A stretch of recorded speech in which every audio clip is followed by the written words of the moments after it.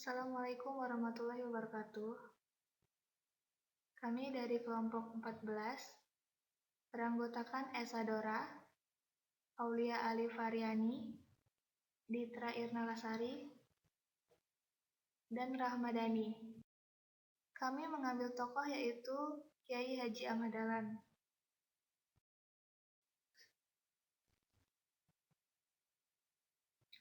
Biografi tokoh Kiai Haji Ahmad Dahlan. Nama kecilnya yaitu Muhammad Darwis. Lahir di Yogyakarta tanggal 1 Agustus 1868. Wafat pada tanggal 23 Februari 1923 di Yogyakarta. Beliau dikenal karena pendiri Muhammadiyah dan pahlawan nasional. Pendahulu tidak ada jabatan baru. Pengganti beliau yaitu Kiai Haji Ibrahim. Agamanya Islam. Kepemimpinan gaya demokratik. Dikatakan demokratik karena beliau merupakan salah satu pemimpin yang tidak mengambil keputusan secara mutlak, melainkan beliau menerapkan prinsip musyawarah untuk mufakat, sehingga beliau selalu mendengarkan pendapat dari semua kalangan. Pasangannya yaitu yang pertama Hajah Siti Walidah, yang kedua Nyai Abdullah, yang ketiga Nyai Rum, yang keempat Nyai Aisyah, yang kelima Nyai Yasin, dan anaknya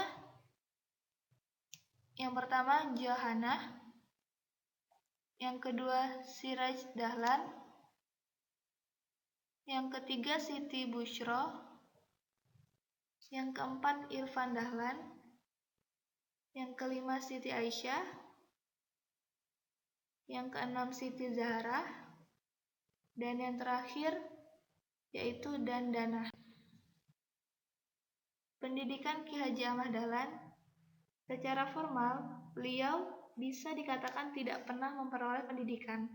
Pengetahuannya sebagaimana diperoleh dari otodidak, sedangkan kemampuan dasar baca tulis ia peroleh dari ayahnya sendiri, sahabat, dan saudara iparnya. Namun demikian, menjelang dewasa, beliau belajar ilmu fikih pada Kiai Haji Muhammad Saleh, dan ilmu tentang keislaman lainnya beliau peroleh dari sahabat ayah dan kiai-kiai besar lainnya. Karya Ki Haji Ahmad Dahlan. Yang pertama adalah Rukuning Islam dan Iman. Yang kedua, Akaid Salat Asmaning Poro Nabi Kang Selangkung. Kemudian nasab dalam Sarto Putro dalam Kanjeng Nabi. Kemudian syarat lan rukuning wudu tuwin salat. Yang kelima adalah rukun lan bataling siam. Yang keenam, bab ibadah lan maksiating goto utawi poncodrio. Kemudian pengalaman organisasi Kiai Haji Ahmad Dahlan. Yang pertama adalah pendiri Muhammadiyah, kemudian pemimpin dakwah, kemudian Jamiyatul Khair, Budi Utomo, Syariat Islam, Komite Pembela Kanjeng Nabi Muhammad SAW, dan Gerakan Dakwah Muhammad. Faktor pendorong didirikannya Muhammadiyah itu ada dua, yaitu adalah faktor internal dan faktor eksternal. Yang pertama, faktor internal,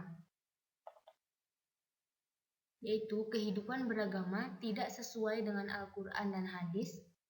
Hal tersebut dikarenakan merajalelanya taklid, bid'ah, dan khurafat atau TBC yang menyebabkan Islam menjadi beku. Kemudian, keadaan bangsa Indonesia serta umat Islam yang hidup dalam kemiskinan, kebodohan, kekolotan, dan kemunduran. Kemudian, tidak terwujudnya semangat ukhuwah Islamiyah dan tidak adanya organisasi Islam yang kuat. Yang terakhir, lembaga pendidikan Islam tak dapat memenuhi fungsinya dengan baik, dan sistem pesantren yang sudah sangat kuno. Adanya pengaruh dan dorongan gerakan pembaharuan dalam dunia Islam. Kemudian faktor eksternalnya, yaitu adanya kolonialisme dari Belanda di Indonesia, kemudian kegiatan serta kemajuan yang dicapai oleh golongan Kristen dan Katolik di Indonesia. Yang ketiga adalah sikap sebagian kaum intelektual Indonesia yang memandang Islam sebagai agama yang telah ketinggalan zaman. Kemudian adanya rencana politik kristenisasi dari pemerintah Belanda demi kepentingan politik mereka. Ini merupakan film yang telah diambil dari contoh tokoh kepemimpinan dari Kiai Haji Ahmad Dahlan yang berjudul Sang Pencerah. Sang Pencerah ini yaitu merupakan kisah hidup dan perjuangan Ahmad Dahlan mendirikan sebuah organisasi Muhammadiyah diangkat ke layar lebar dengan judul Sang Pencerah. Tidak hanya menceritakan tentang sejarah kisah Ahmad Dahlan, film ini juga bercerita tentang perjuangan dan semangat patriotisme anak muda dalam mempresentasikan pemikiran-pemikirannya yang dianggap bertentangan dengan pemahaman agama dan budaya pada masa itu dengan latar belakang suasana kebangkitan nasional. Semboyan dari Ki Haji Ahmad Dahlan yaitu jadilah guru sekaligus murid. Sekian presentasi dari kami. Wassalamualaikum warahmatullahi wabarakatuh.